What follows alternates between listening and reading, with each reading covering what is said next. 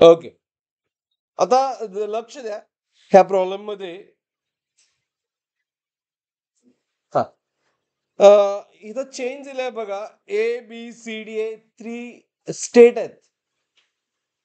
मग A to B साठी जर तुम्ही बघितला A to D and B to C, इथं चेंज फार फास्ट आहे compare two plus A to B and D to C. मग त्यामुळे A to D and B to C हा चेंज काय ॲडिबॅटिक आहे. सो असं like in above PV diagram A to D and AD and BC are adiabatic process. AD and BC are adiabatic process. Are adiabatic process.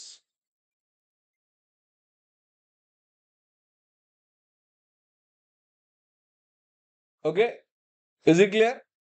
And AB and DC are isothermal. AB and DC are isothermal. Is it right? Getting everyone? मग isothermal म्हणजे हे बरोबर आहे का बघा. TA is equal to TB हे बरोबर आहे. And TD is equal to what? TC. TD is equal to TC. Option काय पाटील? Option C. किती फास्ट आहे बघा. ओके, मग सगळे ऑप्शन बघा. VA VD VB VC आहे ना. Okay, VA VD and VB VC यामध्ये रिलेशन फाइंड करायचं आहे की नाही. सगळ्या ऑप्शन में बघा ADBC ADBC. Is it right? मग आपल्याला ना रिलेशन ऑफ रेशो फाइंड करायचं आहे कोणाचे VA VDचं आणि VB VCचं. मग A to D कुठली प्रोसेस आहे ॲडिबॅटिक. A to D कुठली आहे ॲडिबॅटिक. मग त्यावर formula in term of temperature, कारण टेम्परेचर मध्ये रिलेशन माहिती आहे आपल्याला. हे रिलेशन कसं मिळालं?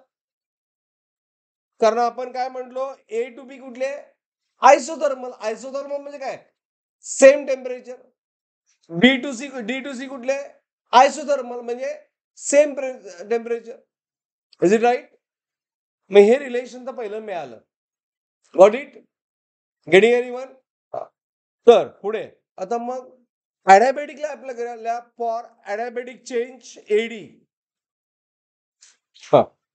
T आणि V चा फॉर्म्युला काय असतोय? T is equal T formula basic लक्षात. TV raise to gamma minus 1 is constant. हा formula. Is it right? Fast solve करूया, लेंदी नाही. ओके, मग AD साठी फॉर्म्युला काय येईल? AD साठी प्रोडक्ट कॉन्स्टंट म्हणजे रिलेशन काय इनवर्स ना. प्रोडक्ट कॉन्स्टंट म्हणजे रिलेशन इनवर्स. मग VA बाय VD पाहिजे मला. मग इनवर्स करायला पाहिजे TD बाय. हे कळते का सगळ्यांना? TD by T. मग यावरनं काय कळतं? T is inversely proportional to V raise to what gamma minus 1. बरोबर आहे ना? मग इथं काय नाही, इनवर्स आहे ना. VA बाय VB नाही VD raise to what gamma minus 1. Equation 1 म्हणतो.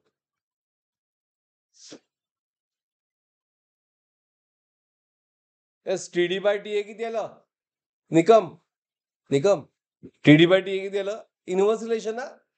तर VD बाय V मी VA by VD gamma minus 1. Is it clear?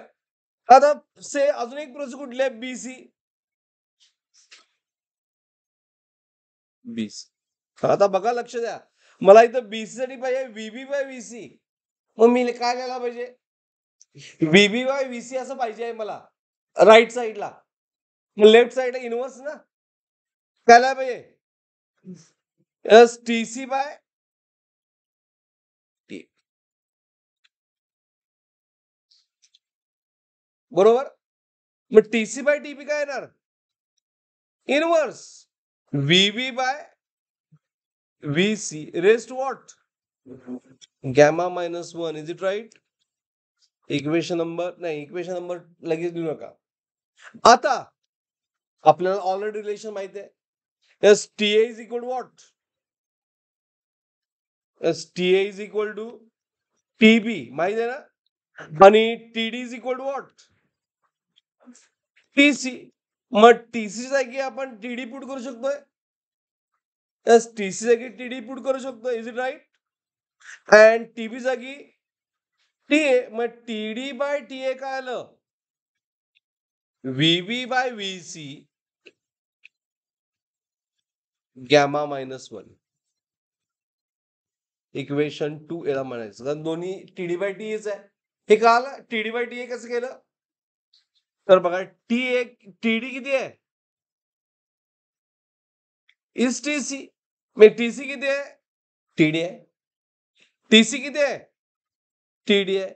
आणि टीबी किती आहे? टी आहे. हे आपण आयसोथर्मल डिसाइड केले. हा, मग इक्वेट करा. इक्वेटिंग 1 and 2 काल सगळ्यांना ह्या साईडला. Everyone is it clear? हे स्टेप सगळ्यांना काल ही कशी मी लिहिलं? TD by TA directly using isothermal. Okay. काय ऑप्शन आलं याचं? ऑप्शन काय ना? सीज आहे तिथं, फायनलच आहे. Equating 1 and 2. Equating 1 and 2. 1 ला काय आलं? It is VA by VD gamma -1